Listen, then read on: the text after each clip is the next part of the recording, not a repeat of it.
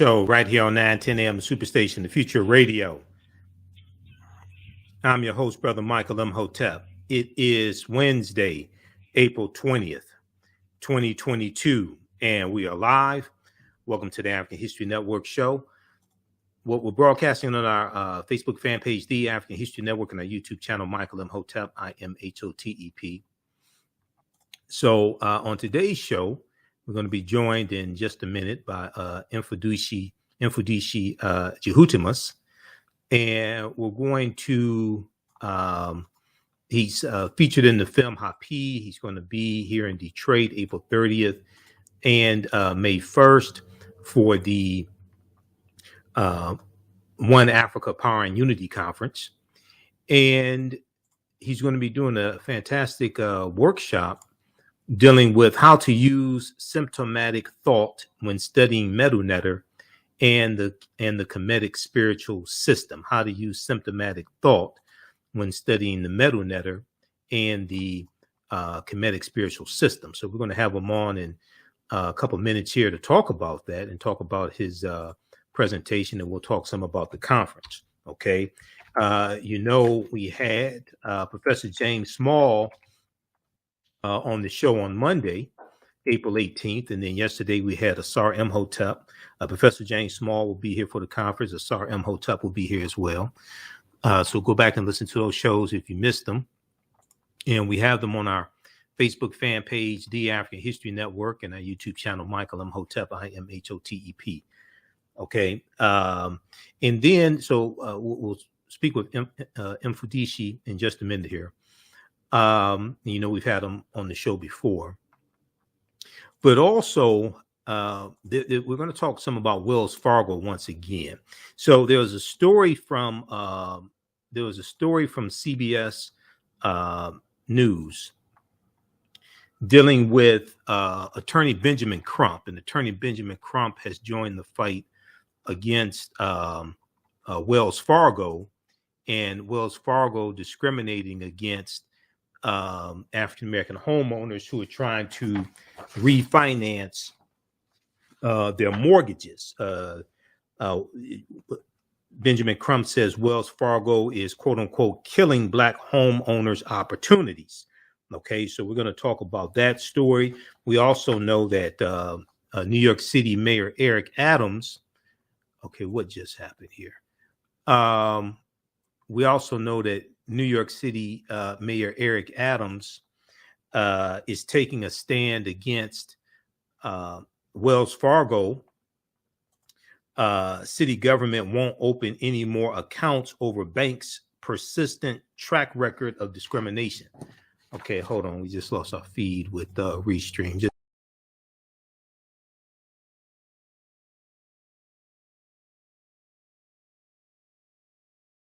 All right, we're back on Facebook and YouTube. Okay, so we're going to talk. Let me know when we have Mfundishi on the line. We'll speak with Mfundishi in just a minute here, but also we're going to talk about this story dealing with Wells Fargo once again. Now, about a month ago, we talked about Wells Fargo, how they were discriminating against, based upon a report from Bloomberg, how they were discriminating against African-American homeowners who were trying to refinance their mortgages. And it was something like 53% of African-Americans who applied for refinancing their mortgage were denied, and they had the highest refusal rates. Okay, so we're going to talk about those two stories today. Now, on the African History Network show, we focus on educating, empowering, and inspiring people of African descent throughout the diaspora and around the world, because right knowledge corrects wrong behavior. What you do for yourself, what you do to yourself, and what you allow other people to do to you and get away with is based upon what you think about yourself. What you think about yourself is based upon what you have been taught about yourself. What you've been taught about yourself is based upon everything you've read, heard, and seen about yourself. So when you control the radius of a man or woman's thoughts, you can control the circumference of his or her actions, because the mind can do or teach what it doesn't know. Okay, now, Mfundishi, who we've had here on the show before, brilliant brother. He is a great Grand Master, Kemetic priest, scientist, and African village chief. He is a highly sought after consultant in areas of holistic wellness, African heritage and languages, education, international cultural immersion programs, and entrepreneurship. As a world-class Africologist, educator, author, and lecturer, Mfundishi speaks in the Americas, the Caribbean, Africa, and Europe. He is the founder and president of Jehuti Heru Neb Hu Kush Kemet, an unincorporated educational and cultural organization within their family-owned business called Black Gold Sacred Cultural Healing Center. This spiritual warrior is our historian for the development, maintenance, liberation, and independence of African people. So we want to welcome back to the African History Network show, Mfundishi Jhutyms. Hotep, brother, how you doing tonight? Okay, do we have Mfundishi on the line? Okay, okay, we'll figure this out. Okay, so be sure we have the flyer on our website, AfricanHistoryNetwork.com, AfricanHistoryNetwork.com for the One Africa Power and Unity Conference. Okay. And the conference is taking place here April 30th through May 1st, 2022 at the DoubleTree Hotel in downtown Detroit. Okay. I'll be there because I live right near the DoubleTree Hotel. We're going to have Dr. Linda Jeffries, Professor James Small, Mfundishi, Dr. Rosalind Jeffries, Professor Kabahai Wata Kamene, presentation as well, Asar Imhotep, and others. All right. Visit our website, AfricanHistoryNetwork.com. We have the link here to register. If you can't come in person, the entire conference as well. So we have that right on the homepage of our website, AfricanHistoryNetwork.com. Okay. All right. All right. So we want to welcome back to the African History Network show, Mfundishi Jhutyms. Hotep, brother, how you doing tonight? Peace and harmony. All right, brother. All right. Good to have you. I'm doing absolutely excellent. Okay. Excellent, man. Good to have you back on. Okay. So your presentation sounds fascinating, and we've had you on the show before, and we've talked before. I remember meeting you at the ASCAT conference some years ago. It was at one of the colleges. I can't remember whether it's Newark, New Jersey, or one of them. But you're a brilliant brother. But your topic is going to be how to use symptomatic thought when studying Medu Netcher and the Kemetic spiritual system. So explain this to us, brother, because we have people to listen to the show that have different levels of understanding of history and things like this. So give us a synopsis of what you're going to talk about. Yes. You see, there's only two ways that the mind interprets information. Okay. Symptomatically or symbolically. Okay. And symptomatically is innate. That's how the brain functions normally. That means I can prove it. I experienced it. I tasted it. I felt it. Mm-hmm. I know it intrinsically.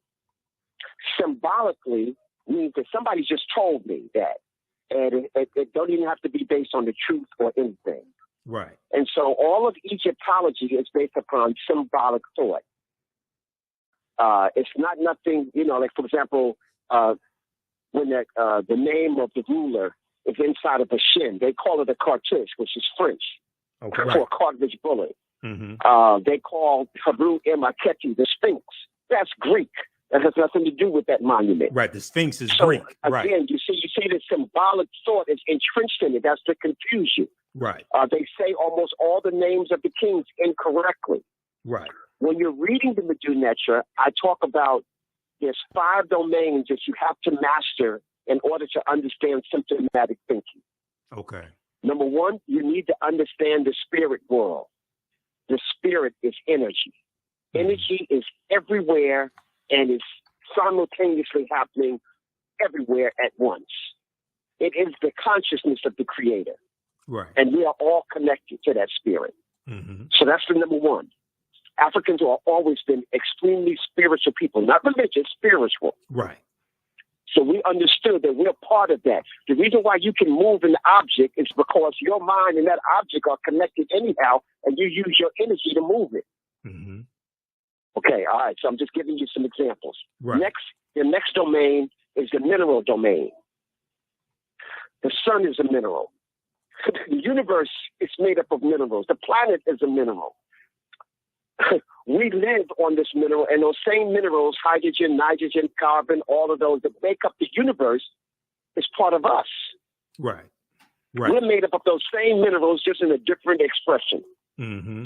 And we don't know squat about minerals. So I teach crystallology.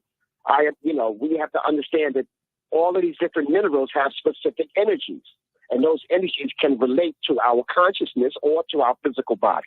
That's called crystallology. What was the name of that? Crystallology?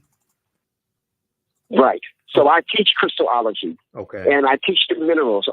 In other words, all gemstones, rocks, and crystals are either intrinsic, sediment, or metamorphic.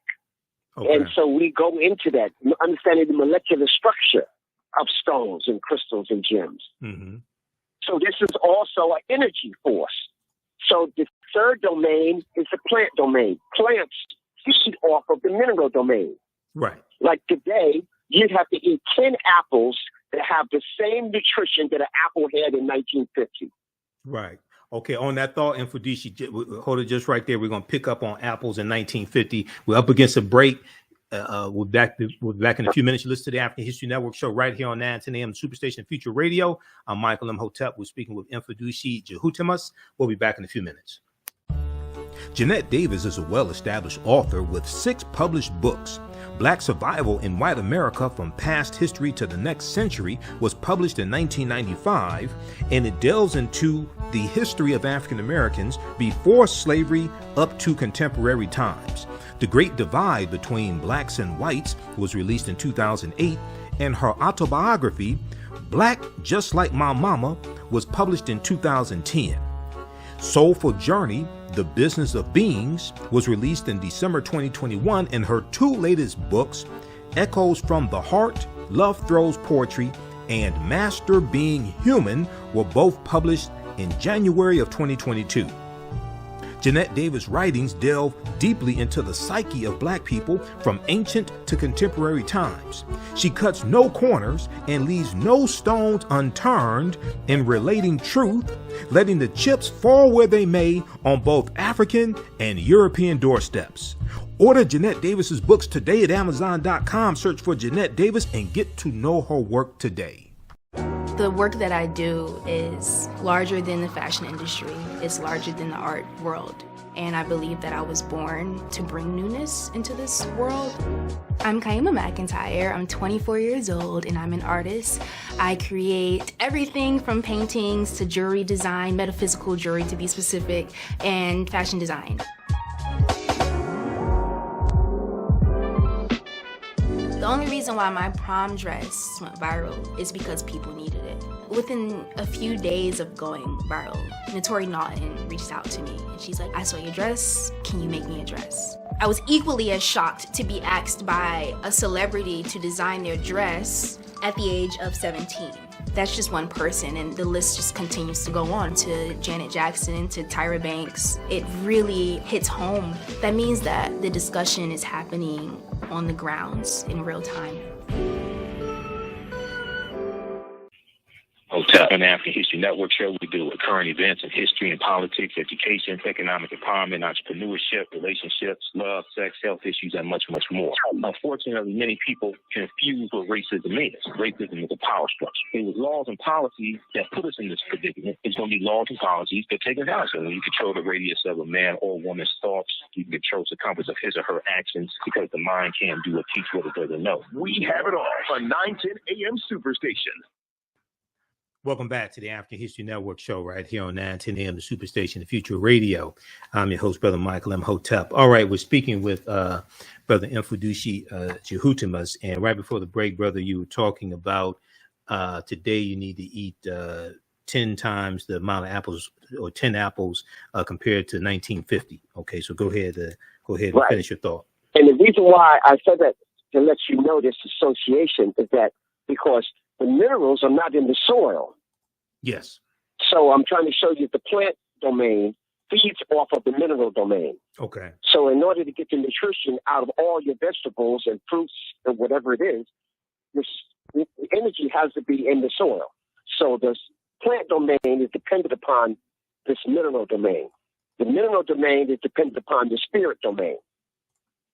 Okay. Right. And now and all plants are our food and our medicine. Right.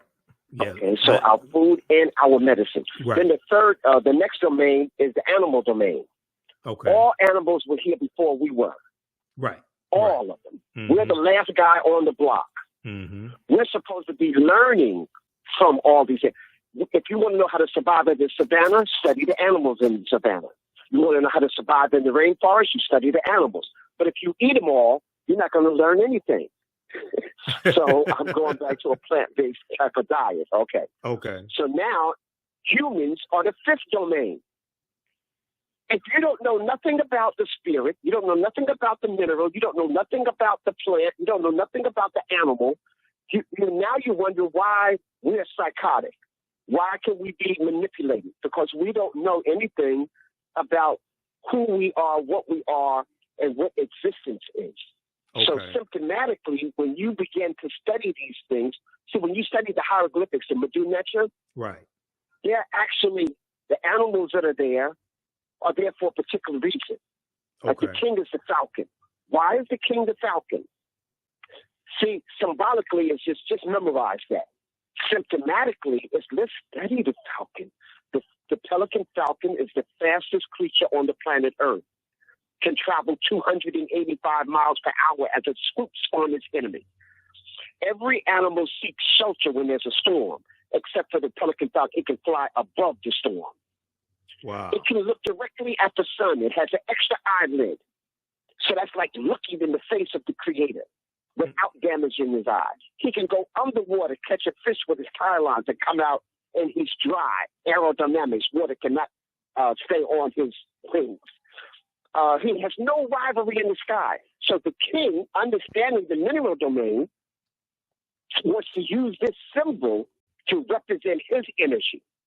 Right, right. So you see, in each of those animals, if you look at Jhuti, if you look at each of the animals, that's for a particular reason. If you look at each of the plant, for example, the soup plant, the soup plant represents divinity. Why?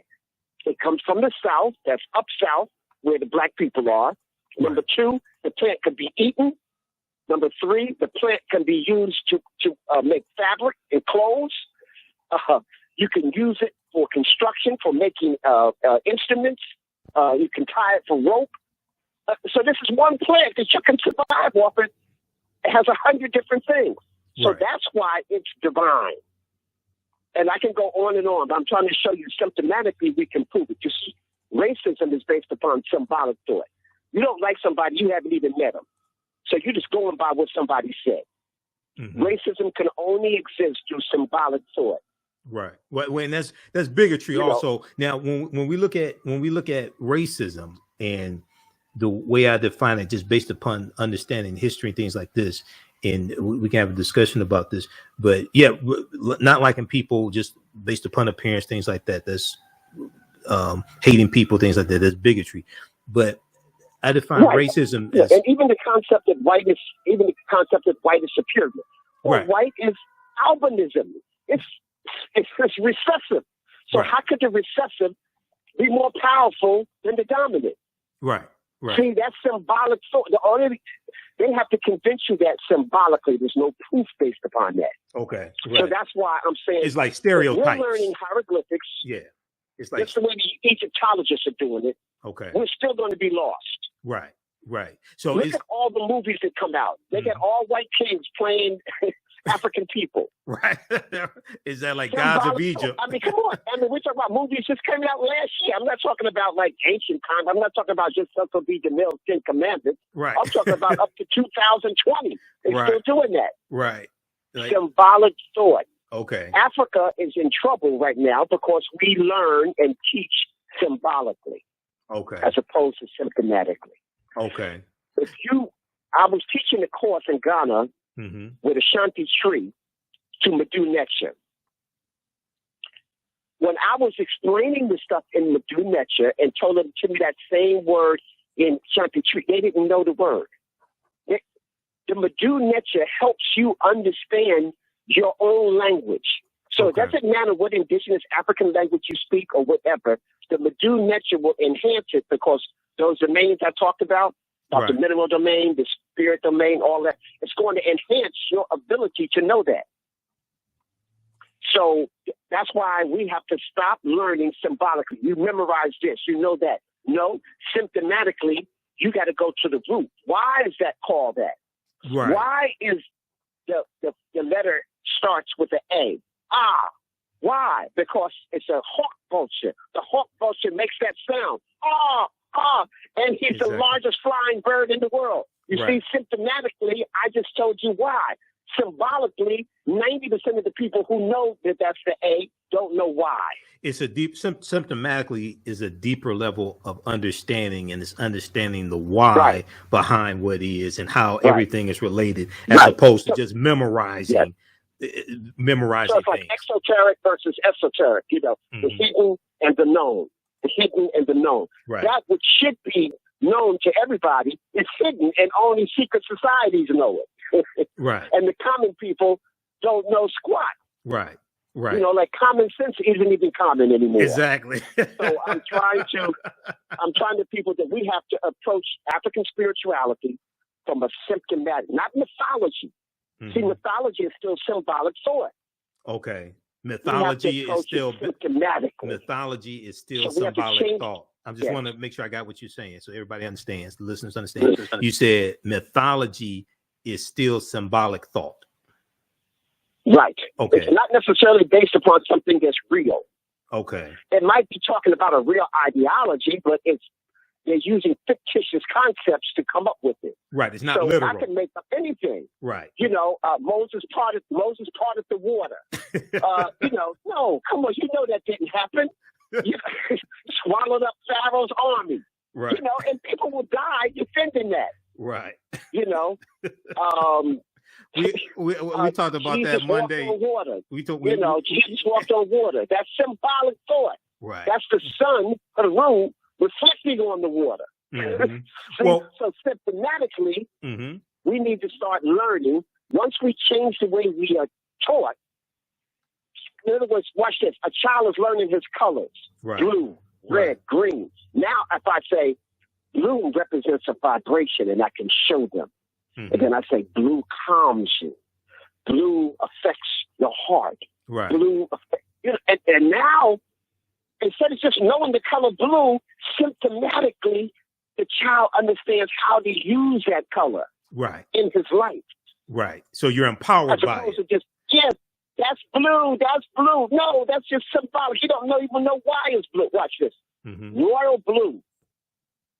The stone lapis lazuli, that color, that deep blue, is called royal blue.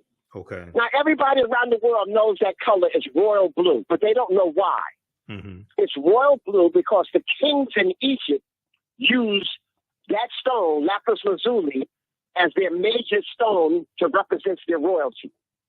Right. Okay. And so the royal family wore that, and then that got passed down to the Greeks, to Rome, and everybody, so they called it royal blue. But the world don't know it's royal blue because of African royalty.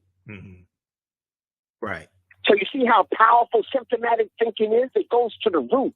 It goes to not only etymology, but it goes to the root of why something came into existence from a real life experience or real understanding that you can prove.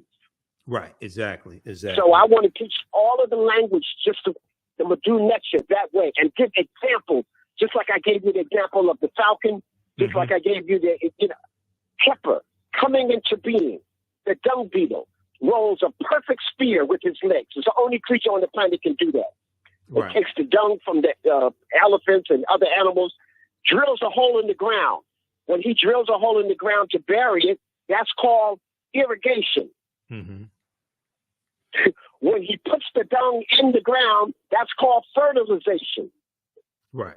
He's always moving the dung towards the sun, always moving towards light. That means coming into being. So now the ancients studied this, and they understood that the dung beetle in proportion to its size, is the strongest creature on the planet Earth. It can lift 1,150 times its own weight. Wow. And then walk with it indefinitely. Right. Imagine if you can lift 1,100 times your own weight. You see what I'm saying? Right. So that's why it means to coming into being, to transform. Right. Exactly. See? So I don't want people just to memorize it. Oh, yeah, all right, the dung beetle means to transform and come into being, and don't know why. Exactly. Symptomatically, now as they're studying nature, that's the animal domain. Right. Now they understand why the ancient Kemetic used Kepera to come into being, moving towards the light, moving towards wisdom and understanding. Right. You see what I'm saying? Exactly. So, okay, we're coming up on a break. I want you to finish that on the other side of the break. We're talking about the dung beetle, and when we come back, I want you to talk about the Kemetic spiritual system as well. Okay, just hold the line. All right, everybody, we're speaking with Mfundishi Jhutyms. He's going to be here in Detroit, April 30th and May 1st at the Doubletree Hotel for the One Africa Power and Unity Conference. We'll give you some more information on the conference when we come back from the break. Listen to the African History Network show. I'm Michael Imhotep. We'll be back in a few minutes. iRedify is a Black-owned digital platform that showcases Black and Brown cultures and people. The books on the platform are written by African-American authors, Afro-Caribbean authors, African authors, and so much more. Kids 14 and under can read ebooks, listen to audiobooks, and complete learning activities. Kids can even write in the books digitally. Get unlimited access to everything on the platform for only $8.99 a month at iRedify.com. Sign up for your membership today. Abundant Capital Group is a real estate investment company with over 20 years of experience in real estate. They specialize in two areas of real estate. One, they solve real estate problems with creative financing solutions that give the seller the most money for their property. And two, they show individuals how to get a higher rate of return on their investment capital with real estate note investing. If you are looking to sell or need to sell your property, here is what they provide. Market value offer, even if you have little or no equity. They typically pay all closing costs, which can be thousands of dollars.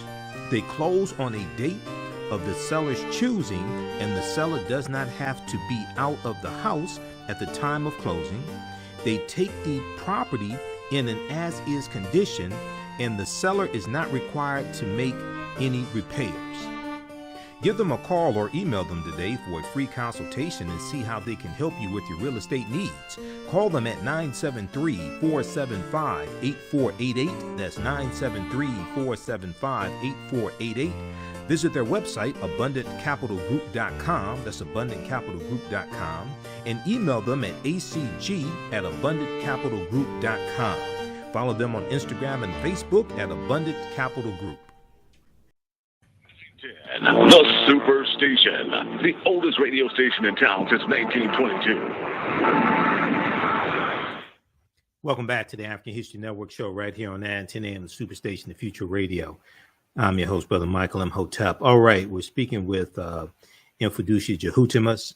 And right before the break, brother, you were talking about the dung beetle and being able to lift 1,000 times its weight.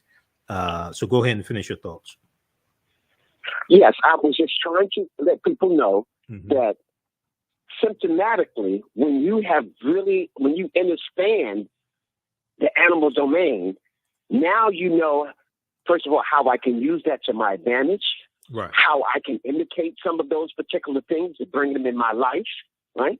So now when they make a symbol of it, the symbol is interpreted symptomatically as opposed to just symbolically. Right now, we're only learning symbolically. We don't like that, just the details I just gave right now. Right. The average person who even understands ancient Egypt don't know that. Right. Because they didn't learn it symptomatically. They only learned it symbolically.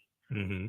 So even, and so that will make our teachers even much more powerful. I teach teachers because they don't understand this. So if they understand those 5 domains, see, watch, we talk about spiritual. Let's go into the spirit when we end with that. Okay. The spirit domain.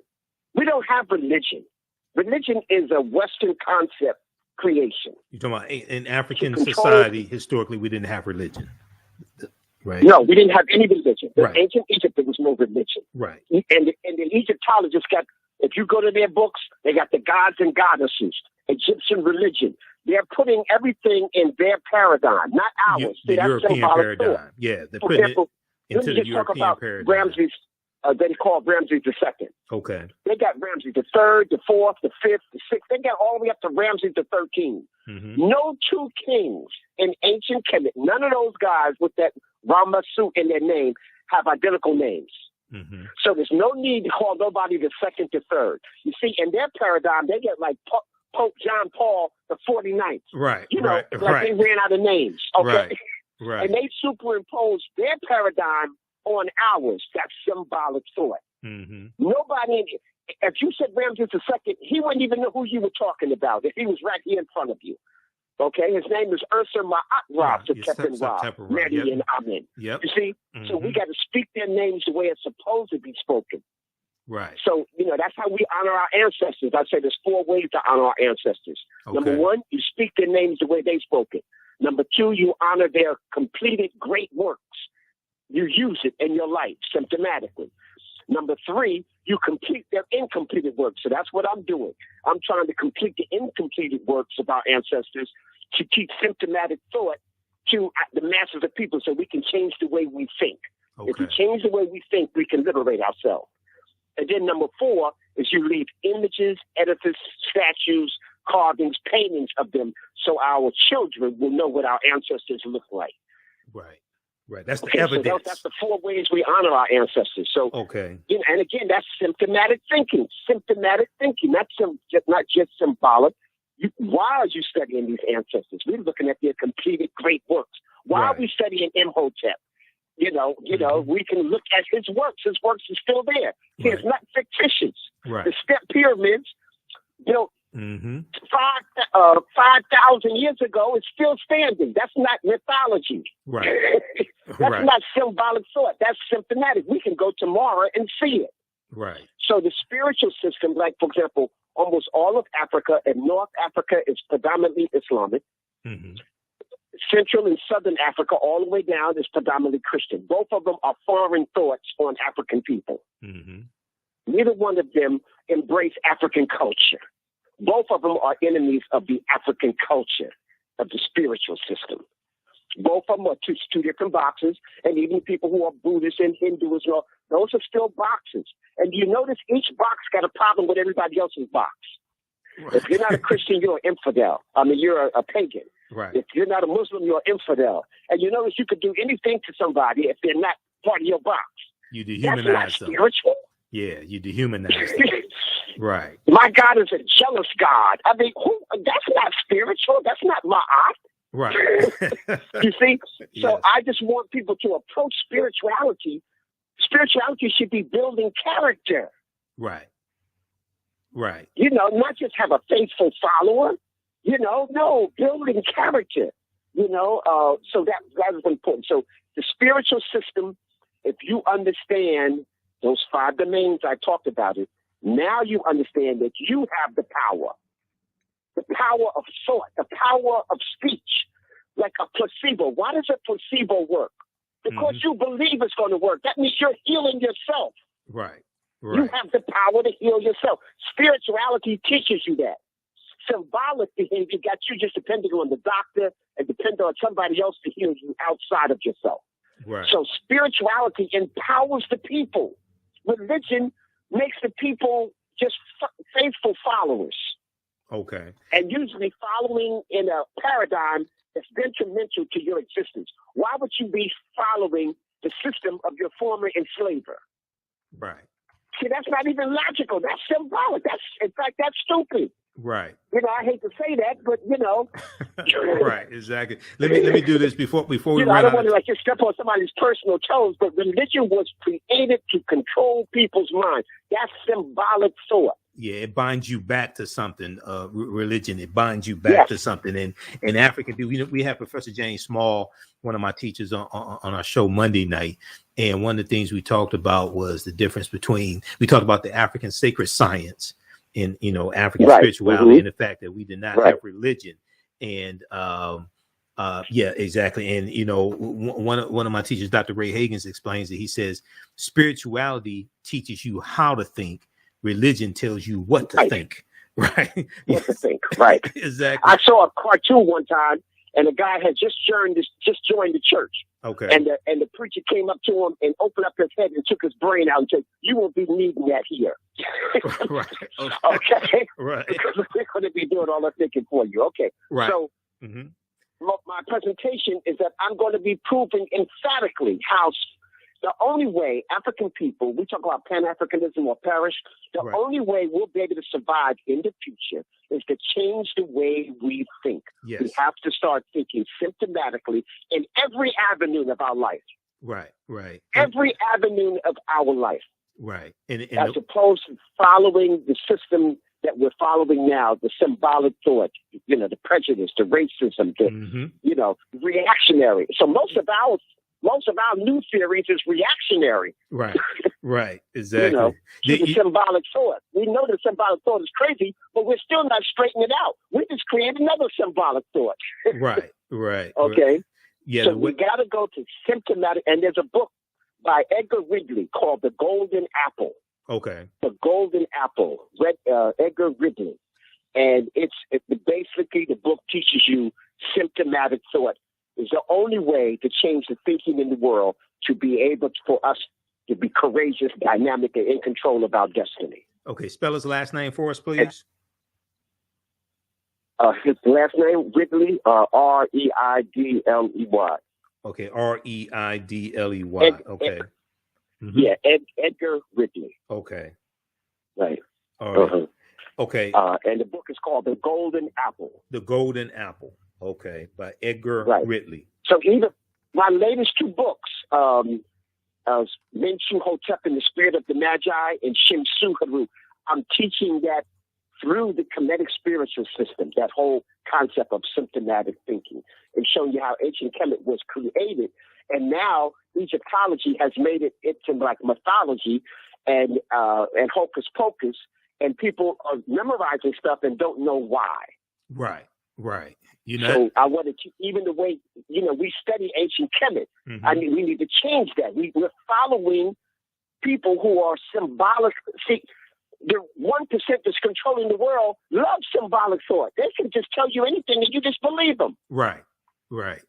And don't have to prove anything. Right, exactly. And in Now Valley Contributions to Civilization, Tony Browder talks about, I think it's page 193, 194. And I teach online history classes, and I use, that's one of the sources that we use.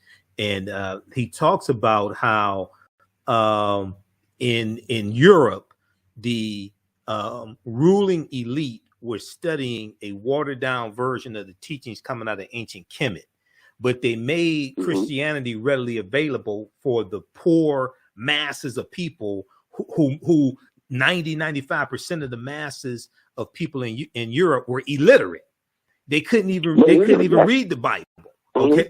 You see what I'm saying? And they were studying the ruling elite were studying the watered down teachings coming out of ancient Kemet.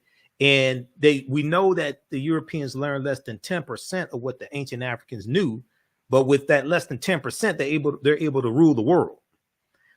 So right. So imagine if we get into our right mind. Yes. I did a tour and a lecture inside of the Scottish Rites Temple in Washington, D.C. Okay. And the Grand Booba, who gives out the 33 degree, came in and said, right, we're 33 degrees, we're just one slice. What this brother is teaching is the 360. Right. And he admitted it right to my group. I had Dr. Jeffries and all of them with me in that group. Was that for the movie, the Tekken? Was that when you were filming? I mean, they admitted that they're just teaching a small little slice of the African spiritual system. Right. Okay, we're coming up on a break. Just can you stay with us for a few more minutes, Mfundishi? Yeah, just to conclude. That's fine. That's fine. And then was that, now you're in the documentary Hapi, but you're also in the documentary The Tekken, with my teacher, Dr. Leonard Jeffries, one of my teachers, and Taki Grant. And Taki Grant is the executive producer of Hapi. Now, in the documentary, The Tekken, you all deal with how the layout of Washington, D.C. is a copy of the layout of ancient Egypt, and in the hidden secrets in the layout of Washington, D.C. is deep. You know? This was supposed to be Kemet of the West. Kemet of the West, exactly. Kemet of the West. This was supposed to be Kemet of the West. And the Washington Monument is a Tekken, 555 feet. That's an ancient African symbol. Yeah, a false Tekken. A false Tekken. Yes, it's a false Tekken. Right. Because it's not made from one solid stone. Yes. Correct. Exactly. And real Tekken has to be out of one solid stone. But yes, and that represents resurrection, renewal, and rebirth. Yep. Exactly. Okay, we're coming up on a break. Right. We're going to let you conclude on the other side of the break, okay? So stand by. Everybody, you listen to the African History Network show. I'm Michael Imhotep. We'll be back in a few minutes. Jeanette Davis is a well-established author with 6 published books. Black Survival in White America from Past History to the Next Century was published in 1995, and it delves into the history of African Americans before slavery up to contemporary times. The Great Divide Between Blacks and Whites was released in 2008, and her autobiography, Black Just Like My Mama, was published in 2010. Soulful Journey, The Business of Beings, was released in December 2021, and her 2 latest books, Echoes from the Heart, Love Throws Poetry, and Master Being Human, were both published in January of 2022. Jeanette Davis' writings delve deeply into the psyche of Black people from ancient to contemporary times. She cuts no corners and leaves no stones unturned in relating truth, letting the chips fall where they may on both African and European doorsteps. Order Jeanette Davis's books today at Amazon.com. Search for Jeanette Davis and get to know her work today. The work that I do is larger than the fashion industry. It's larger than the art world. And I believe that I was born to bring newness into this world. I'm Kaima McIntyre. I'm 24 years old and I'm an artist. I create everything from paintings to jewelry design, metaphysical jewelry to be specific, and fashion design. The only reason why my prom dress went viral is because people needed it. Within a few days of going viral, Notori Naughton reached out to me and she's like, I saw your dress, can you make me a dress? I was equally as shocked to be asked by a celebrity to design their dress at the age of 17. That's just one person, and the list just continues to go on to Janet Jackson, to Tyra Banks. It really hits home. That means that the discussion is happening on the grounds in real time. Okay, welcome back to the African History Network show right here on 910 AM Superstation Future Radio. I'm your host, Brother Michael Imhotep. All right, we're speaking with Mfundishi Jhutyms, and his website is mfundishijhutyms.net. We have it up here on the screen. Okay, go ahead, brother, and finish your thoughts here. Yes, we were just talking about the Washington, D.C. Yeah. Mm-hmm. Washington, D.C. It was supposed to be Kemet of the West. You see, most of the people who were signed the Declaration of Independence were all Freemasons. Right. So that means they were studying ancient African studies. Right. And so Washington, D.C. was 10 square miles. Mm-hmm. The Potomac River cuts it directly in half. The Potomac River was to act like the Nile River. Right. On the west is the Arlington Cemetery. But on the west of the Nile is the Valley of the Kings. So the Arlington Cemetery buries the dignitaries and presidents and stuff of that nature, just like ancient Kemet. The living temples are on the east side, so that's where the White House is and all of those buildings. Exactly. Just like in Kemet, you have the Temple of Amen and all of them on the eastern bank. Watch this. It's cut directly in half. One half is in Virginia, and one half is in Maryland. Maryland represents Mary, and Virginia is the Virgin. So the Virgin Mary gives birth to the new nation. Right. See? Symptomatic thinking. We got to know. And in the middle of all of that is the Tekken, which is really a black penis. Yeah. A black penis of a that represents resurrection, renewal, and rebirth. Yeah. So this was Europeans taking control of this new old ancient society concept, and the people didn't realize it because they only knew it symbolically, but they were trying to study it symptomatically. Well, this is okay. So all of Washington D is set up. 16th Street, it divides it straight down. Is the most spiritual, the most religious, I should say, not spiritual, the most religious street in the world. Every religion is has a temple or a church on that street going right through Washington, D.C. And then Meridian Hill Park, and then you have the Freemasons. Even the numbers of Freemasonry and the Scottish Rites, the York Rite and the Scottish Rites Temple, they use numerology, for their addresses. And on top of it, it's a step pyramid. And that's where you get your 33 degrees. I mean, and I could go on and on and on. It's all designed, but we don't know it because we've only been taught symbolic thought. But we've also that's been taught. Why symptomatic thinking is so important. We have to go to the root. Why was it done? Right. What was the reason why? But we created phi, the golden means, by imitating nature. Right. Now the other thing was, and we're almost out of time here. The other thing was, we've been taught to run away from Africa and hate Africa at the same time. Yeah. And one of the things is, when our people, now this may go outside the circumference of some people's awareness, but when our people watch the 10 Commandments on Easter Eve and think that the ancient Egyptians enslaved the Jews in the Exodus and all that stuff. See, they have no proof of all. In fact, even their scholars are proving that none of that happened. Right. There was no great flood. There was, not great flood, but there was no parting of the Nile. There was no great exodus. Part of the Red Sea, yeah. It's not even a great exodus into Israel. All that's made up. That's perceived symbolically. Right. I can tell you anything. I don't have to be able to prove it. Right. Well, so that's why symptomatic teaching. So that's the core. I want people to embrace spirituality. I want people to embrace the knowledge of the planet, the knowledge of the universe. Right. We are omnipowerful if only we would really study. Well, brother. And I just want to close. I want to close by saying these things here. Go ahead. We're all visitors on this planet. Right. We come here to learn, to study, to share, to love, to protect the planet, and complete our earthly mission and return home.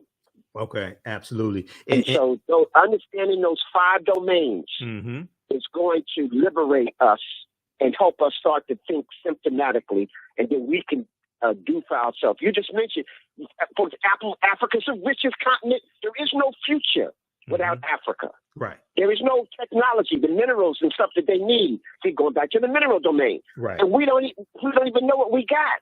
Right. You can't have a cell phone. You can't have technology without Africa. You can't fly a jet plane. The cobalt, the nickel, all comes out of Africa, the Congo, and places like that. Right. And places where the most minerals are, the government is the most disabled. Exactly. So the Europeans can come in and get free energy, free stuff, free, and then they cause the problem and they make it sound like they're the savior. That don't even make no sense. See, that's symbolic thinking. Right. Exactly. So we have to change the way we think, my brother. I hope people who are listening understand that. Absolutely. We are doomed unless we learn how to think differently. And that's we have been programmed for self-destruction. And that's what he'll be teaching at the One Africa Power and Unity Conference taking place Saturday, so April 30th. People will come out. I have my books. Okay. I have my books there. I have a table with crystals, gemstones. I have my own clothesline. Even Dr. Clark told us they laughed at our clothes and we changed them. They laughed at our names and we changed them. They laughed at our spiritual system and we changed it. We got to stop laughing and get serious and go back to what works for us. Absolutely. All right, brother. Well, look, man, you have a good night. I'll see you here in Detroit. I'll be there. I'll have a vendor table there as well. I may be on one of the panels also. Yeah. But you have a good night, brother. Okay, Hotep. Thanks for coming on tonight. Thank you so much for having me on. I appreciate it. All right, Mfundishi. Take care. Peace. All right, everybody. All right, Shemotep. Okay, everybody. The One Africa Power and Unity Conference is taking place Saturday, April 30th through Sunday, May 1st. 2022 at the DoubleTree Hotel. We have the information at our website, AfricanHistoryNetwork.com, AfricanHistoryNetwork.com. It's right on the homepage. Okay, so if you cannot attend in person, you can live stream the event from around the world. All right, and we have the link here to register for it. Saturday, April 30th, Sunday, May 1st. Mfundishi, Dr. Linda Jeffries, Professor James Small, Asar Imhotep, who we had on last night, Professor Kabahai Wafka Kamene is going to be doing a presentation as well. Dr. Rosalind Jeffries and many others. Okay. So check this out here at our website, AfricanHistoryNetwork.com. Okay. We have a new class starting up Saturday, April 23rd, class number 1 of Ancient Kemet, the Moors, and the Ma'afa, Understanding the Atlantic Slave Trade, what they didn't teach you in school. This is a 10-week online course that I teach. Is on sale, $80, regular $130. Right on the homepage of our website, AfricanHistoryNetwork.com. Click on register here. It takes you to the next page.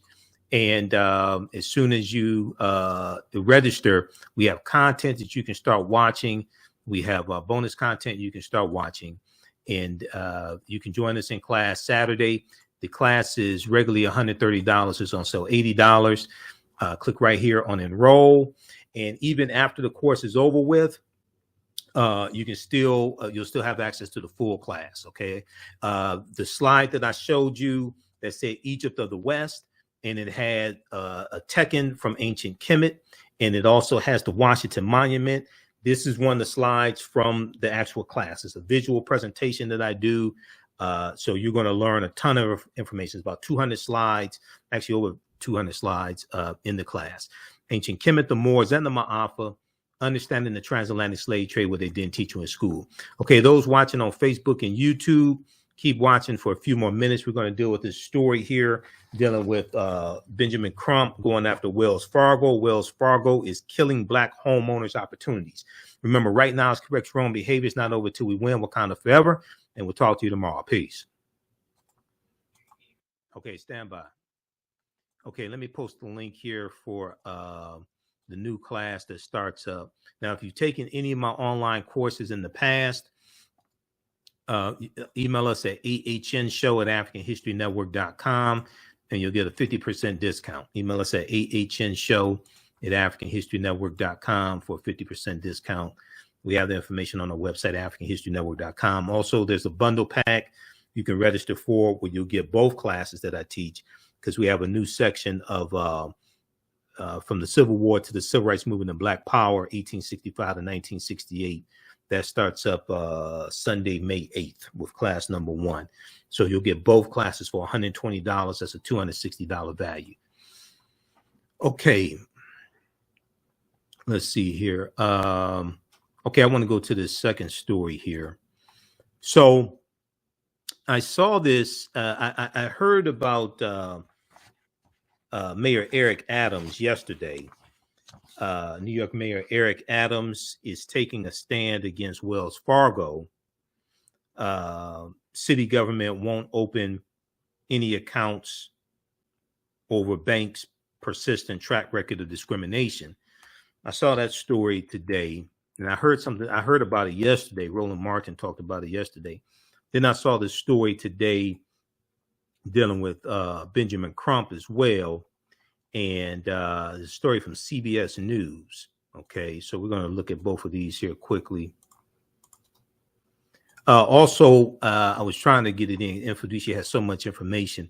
I wanted to give you a reference point. When we talked about the Exodus, I want to give you a historical reference point so you can research this yourself. Proper documentation ends all conversation. This article here from history.com called Passover, okay, called Passover. And this deals with the Passover, what the Passover is and things like this in the story, stories from the Bible. But then it has a section dealing with a question of historical accuracy, okay? And we talked about this last night, and we talked about this Sunday when I did my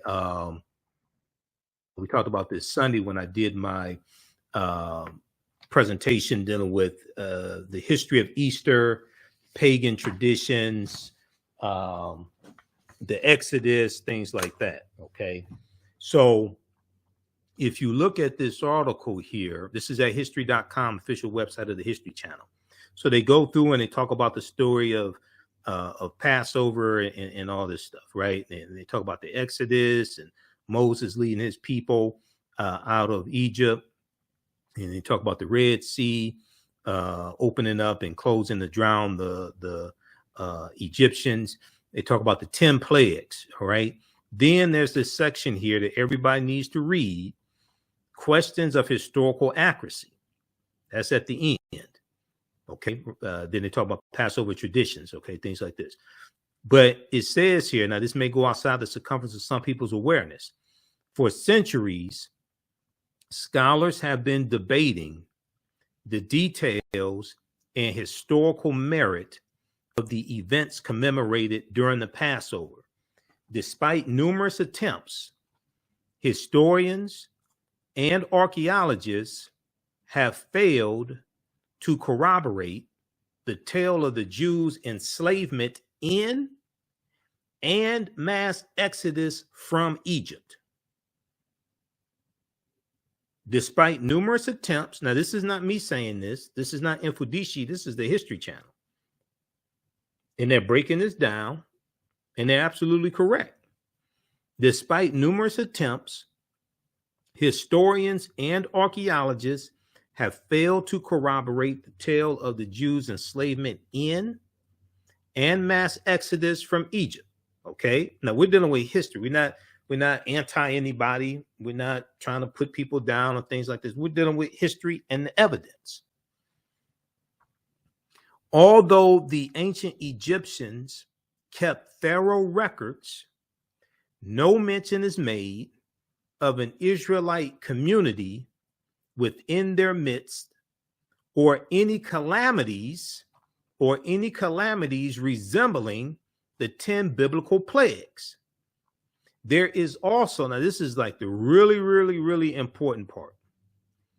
There is also no evidence of large encampments in the Sinai Peninsula, the fabled site of the Jews wandering, or any sudden fluctuation in Israel's archaeological record that would indicate the departure from Israel and return of a large population. So there's no record in Israel and no record in Egypt. Okay, but here's the thing: they were supposed to be in the sign. They were supposed to be in the desert for 40 years. They're supposed. I think they break it down in this article here. They're supposed to be in the desert 40 tumultuous years, according to the Hebrew Bible. This is not an attack on anybody's religion. If you can believe what you want to believe, but we're dealing with facts and evidence. According to the Hebrew Bible, the Jews, now numbering in the hundreds of thousands, really supposed to be somewhere between, I think, about 1.5 million to 2 million, then trekked through the Sinai desert for 40 tumultuous years before finally reaching their ancestral home in Canaan, later known as the land of Israel. So this is the Exodus. This is when they leave Egypt. Okay, they're supposed to be out in the desert for 40 years. Now you can believe what you want to believe, but we're dealing with, okay, where's the evidence that this took place? See, world, as I said before, this may go outside the circumference of some people's awareness. Just because you disagree with it or don't like it does not mean it's not true. It just means you have to do some research to understand what I'm talking about. Okay. World history is in world history books. Religious literature is something else. Now, the question that you have to ask yourself, put on your thinking caps.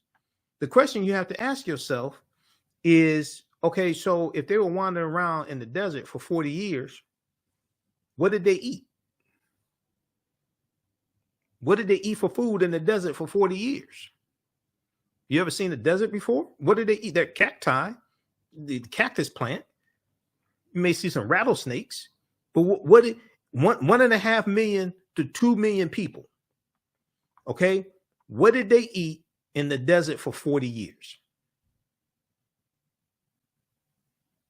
Where did they get water in the desert for 40 years for 1.5 million to 2 million people?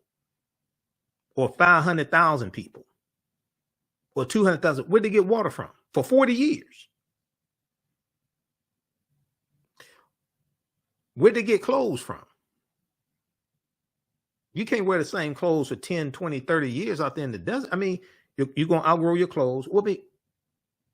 Did they have livestock with them? If they had livestock with them, where did they get food for the livestock? Where did they get water for the livestock? So you're dealing with mythological stories. If you want to have mythological stories, that's fine, but you can't confuse mythology with world history.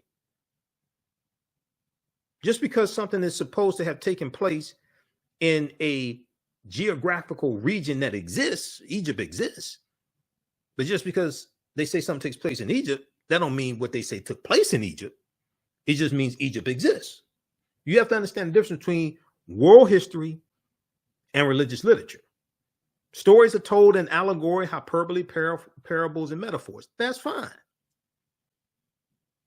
But you can't pass off mythology as world history. That's a problem. Read this article here from history.com, official website of the History Channel. They go through and break this down. So this is what Mfundishi and I were talking about. And this is one of the reasons why many of our people have been taught to hate Africa. Because of this story here. And they watch the 10 Commandments every Easter or Easter Eve. And they watch and they think they're watching history. And they don't know history to understand the difference between history and mythology. Okay, let's go to this next story here. So I saw this story this morning. This is dealing with Wells Fargo. Now, you know, we've talked about Wells Fargo here on the show before. And there was a story from last month. We dealt with the story. Bloomberg had a huge report that they did dealing with how Wells Fargo had discriminated against African-American homeowners when it came to refinancing home mortgages, okay? When it came to refinancing home mortgages. And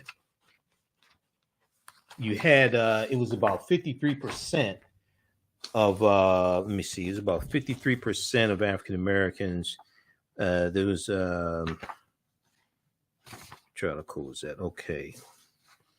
The Fortune.com had a big article on this.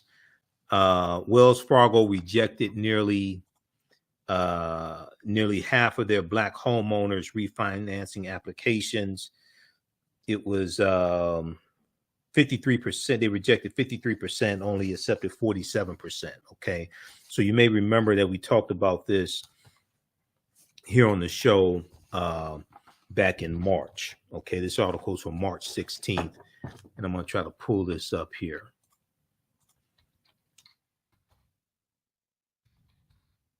Let's see. Wells Fargo rejected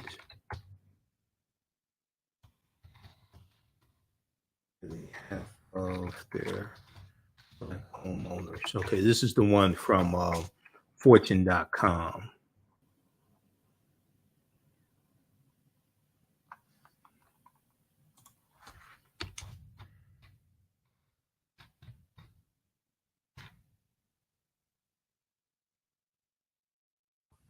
Okay, this one right here.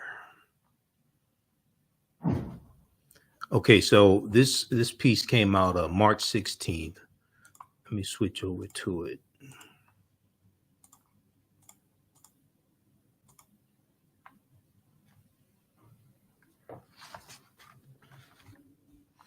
Wells Fargo rejected nearly half of their Black homeowners refinancing applications. Okay.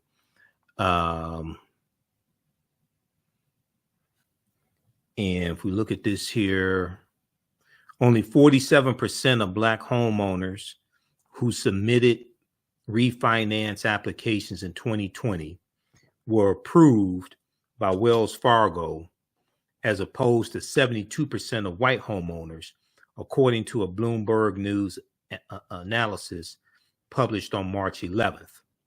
While white applicants had higher approval rates at all major lenders, Wells Fargo in particular lagged behind other major lenders in their approval rates for minority applicants. Only 71% of Black refinancing applicants in the country were approved in 2020, according to Bloomberg's analysis. Wells Fargo only approved 47% of Black homeowners who were trying to refinance mortgages, compared to the overall industry average of 71% for African Americans refinancing their home mortgages. Now, Wells Fargo, the third largest bank in the United States by assets, was the sole lender that rejected more African American applicants than it accepted.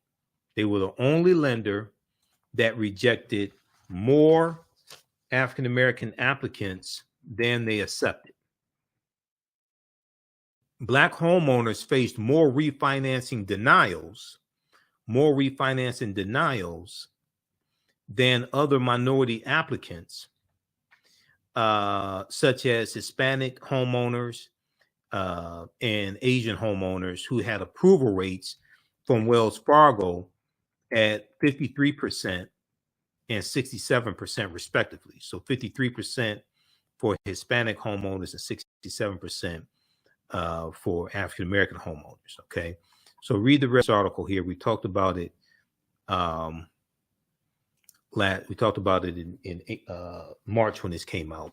Wells Fargo rejected nearly half of their Black homeowners refinancing applications. Now, if we look at this piece here from CBS News from April 19th,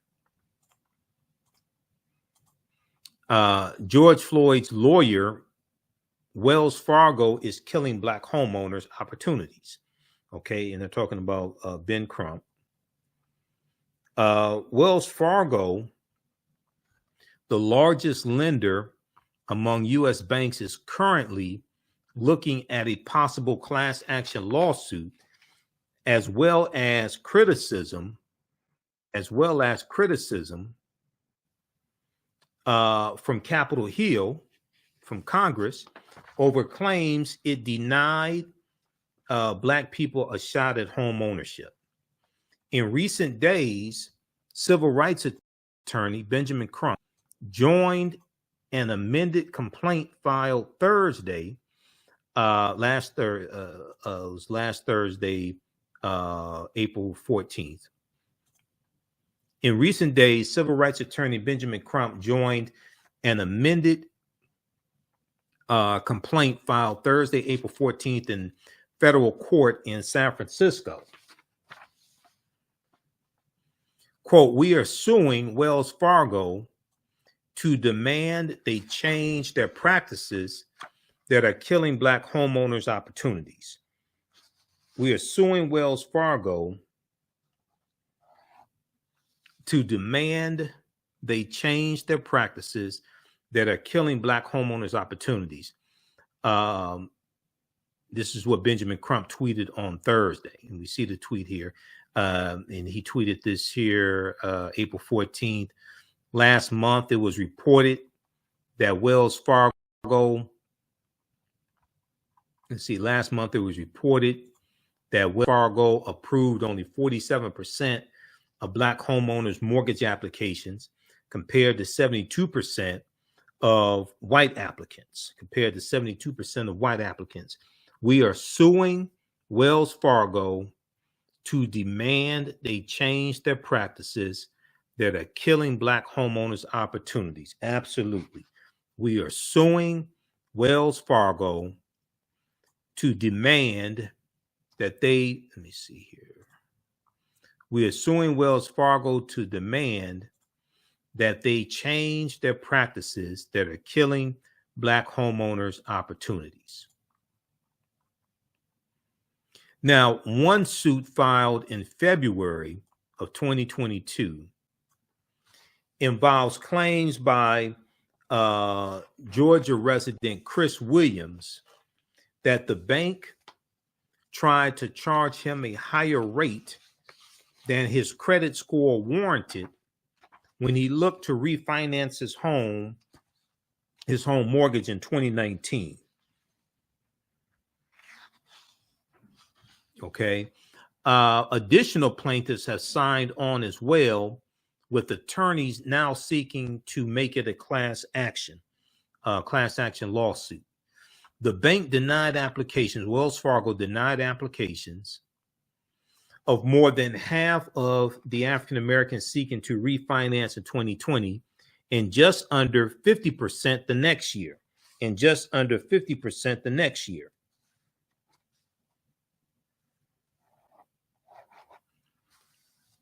According to an amended lawsuit filed by attorney Dennis Ellis, quote, no other major lending institution refused to refinance the homes of Black Americans at such stunning rates. Okay.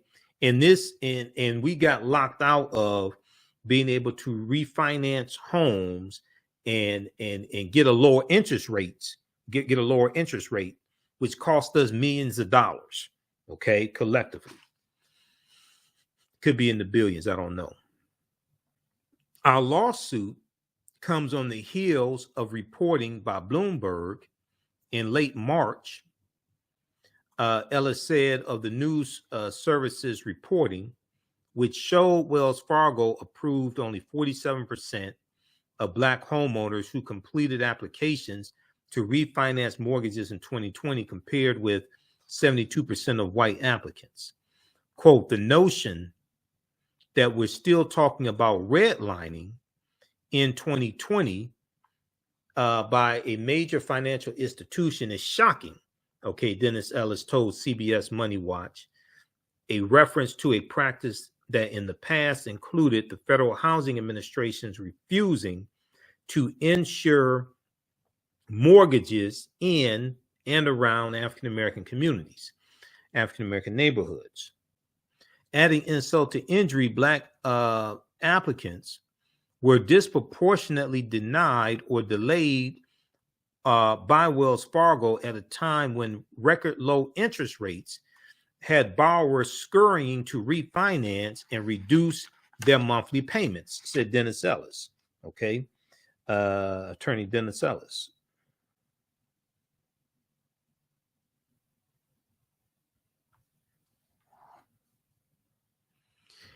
Quote, it's significantly unfair and a detriment to our society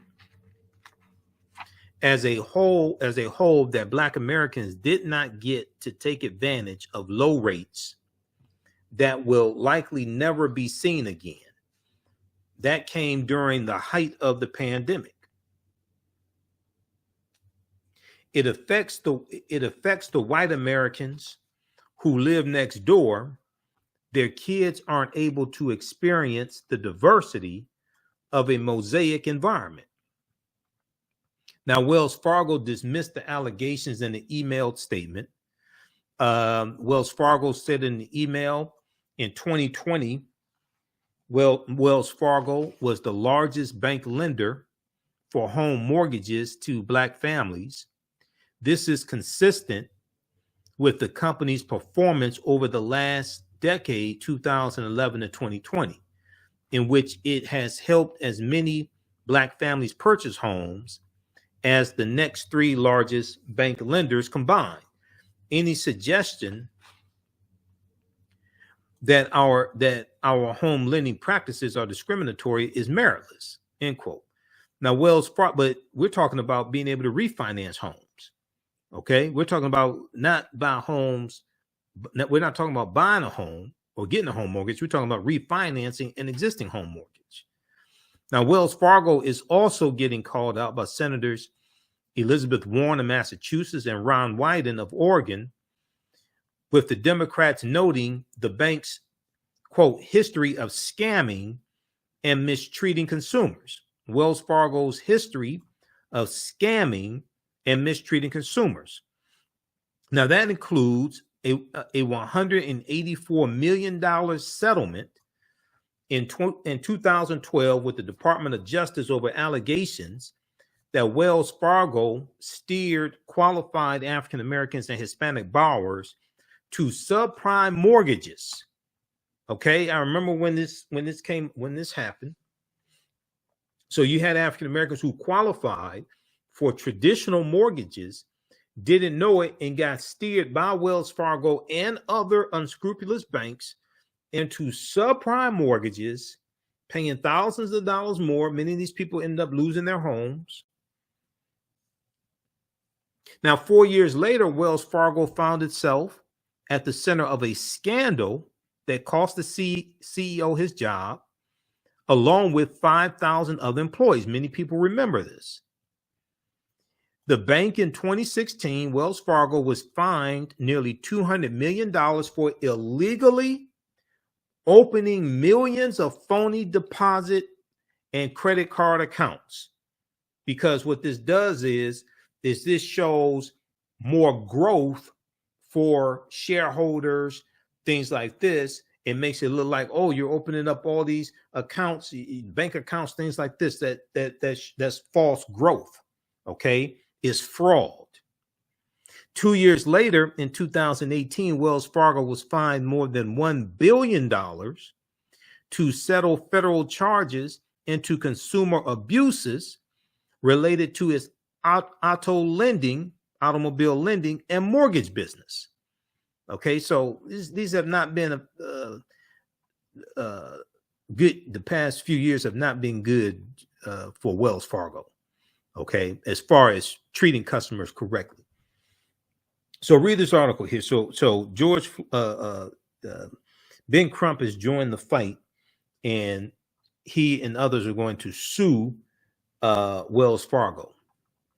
And yet they're killing Black homeowners' opportunities and robbing many African Americans of wealth and generational wealth. So there was this story here today. April 19th. The story April 19th from CBS News. Then also I saw this one here from MSN.com. I think this was MSN. Or Yahoo News. This is from Yahoo News. New York City Mayor Eric Adams. Let's pull this up. New York City Mayor Eric Adams is taking a stand against Wells Fargo. City government won't open any more accounts over bank's persistent track record of discrimination. And this is an article they picked up from AtlantaBlackStar.com. This one right here. Okay. So this is from a Monday, April 18th. And Roland Martin talked about this some on Tuesday. And I'll be back on Roland's show on Friday. I'm a panelist usually each Friday on Roland Martin Unfiltered. Download the Black Star Media app to your smartphone, to your devices. You can watch Roland Martin Unfiltered Monday through Friday, 6 p.m. to 8 p.m. Eastern Standard Time. He also broadcasts on Facebook and YouTube, Roland S. Martin on Facebook and YouTube. Now, banking giant Wells Fargo has been embroiled in many discrimination lawsuits over the years.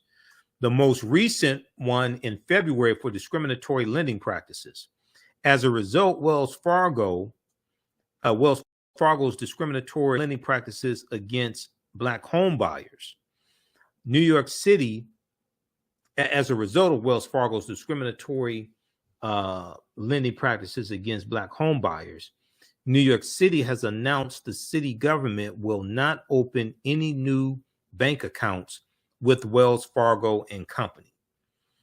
New York City Mayor Eric Adams, who's African American for those that don't know it, and City Comptroller Brad Lander made the announcement last Friday.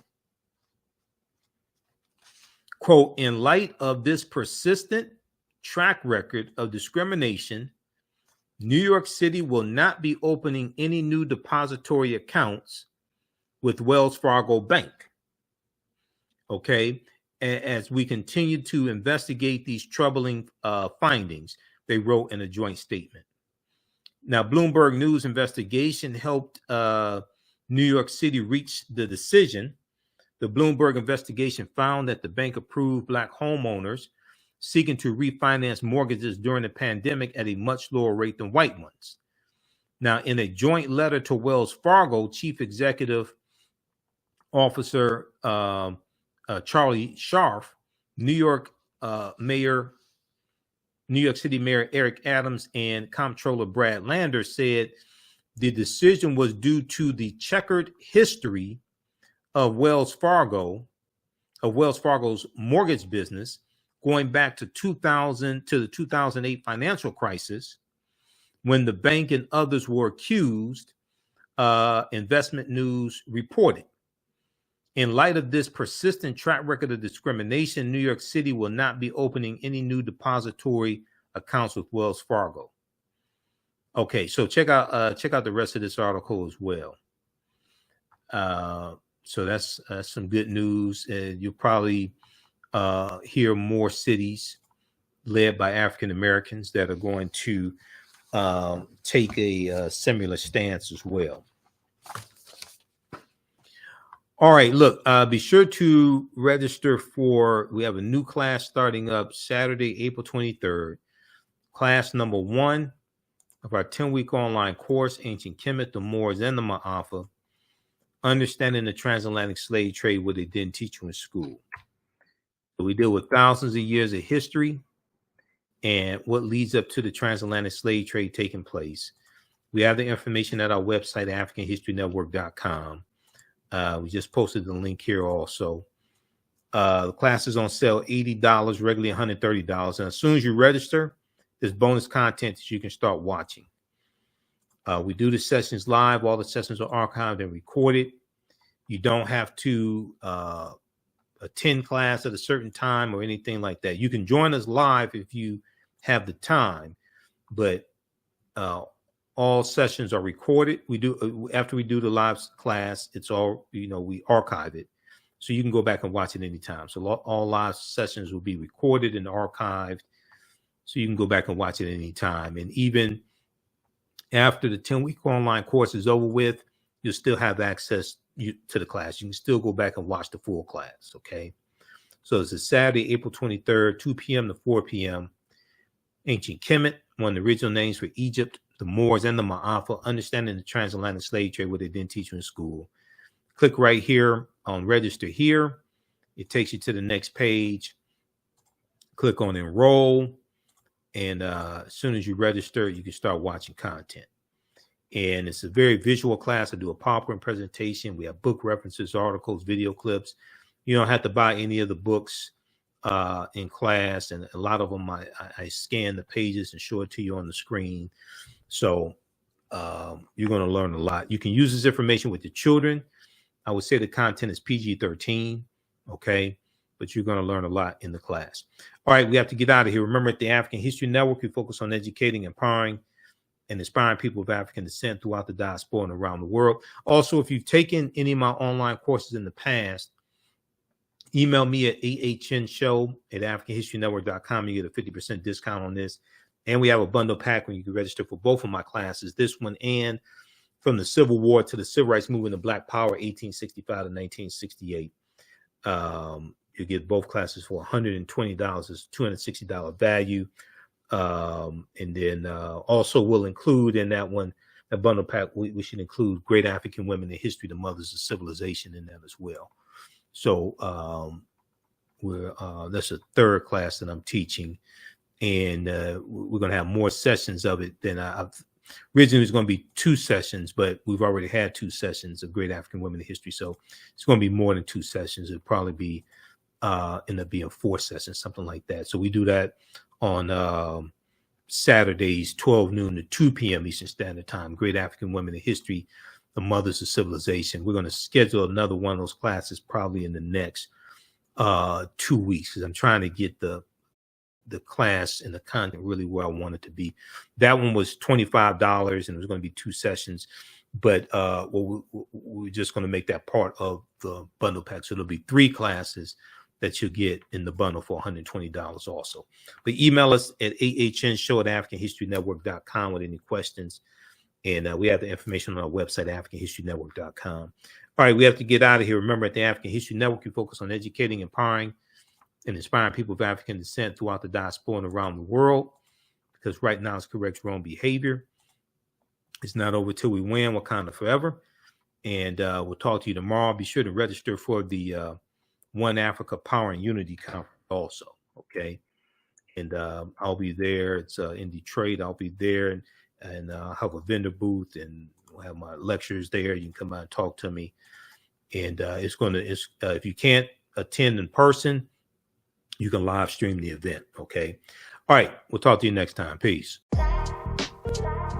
STEM Forward, helping our community find their place in the emerging fields of science, technology, engineering, and mathematics. Join us for our monthly live stream on our website, stemforwardedu.org. Watch, subscribe, share. Also join our mailing list to stay up to date with STEM resources and opportunities. STEM Forward, the future is now. Watch, subscribe, share.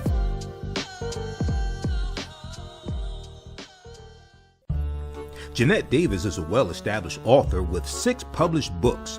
Black Survival in White America from Past History to the Next Century was published in 1995, and it delves into the history of African Americans before slavery up to contemporary times. The Great Divide Between Blacks and Whites was released in 2008, and her autobiography, Black Just Like My Mama, was published in 2010. Soulful Journey, The Business of Beings, was released in December 2021, and her 2 latest books, Echoes from the Heart, Love Throws Poetry, and Master Being Human, were both published in January of 2022. Jeanette Davis' writings delve deeply into the psyche of Black people from ancient to contemporary times. She cuts no corners and leaves no stones unturned in relating truth, letting the chips fall where they may on both African and European doorsteps. Order Jeanette Davis's books today at Amazon.com. Search for Jeanette Davis and get to know her work today. What does self-care mean to you? To us, it's an opportunity to reconnect with nature.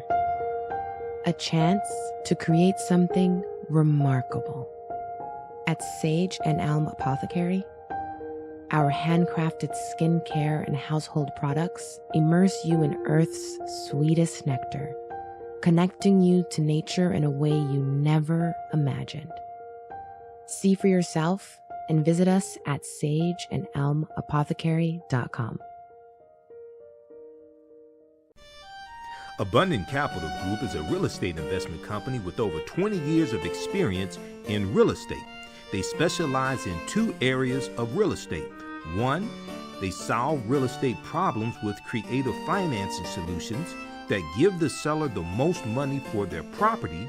And 2, they show individuals how to get a higher rate of return on their investment capital with real estate note investing. If you are looking to sell or need to sell your property, here is what they provide. Market value offer, even if you have little or no equity. They typically pay all closing costs, which can be thousands of dollars. They close on a date of the seller's choosing, and the seller does not have to be out of the house at the time of closing. They take the property in an as-is condition, and the seller is not required to make any repairs. Give them a call or email them today for a free consultation and see how they can help you with your real estate needs. Call them at 973-475-8488. That's 973-475-8488. Visit their website, abundantcapitalgroup.com. That's abundantcapitalgroup.com. and email them at acg@abundantcapitalgroup.com. Follow them on Instagram and Facebook at Abundant Capital Group. iRedify is a Black-owned digital platform that showcases Black and Brown cultures and people. The books on the platform are written by African American authors, Afro-Caribbean authors, African authors, and so much more. Kids 14 and under can read ebooks, listen to audiobooks, and complete learning activities. Kids can even write in the books digitally. Get unlimited access to everything on the platform for only $8.99 a month at iRedify.com. Sign up for your membership today.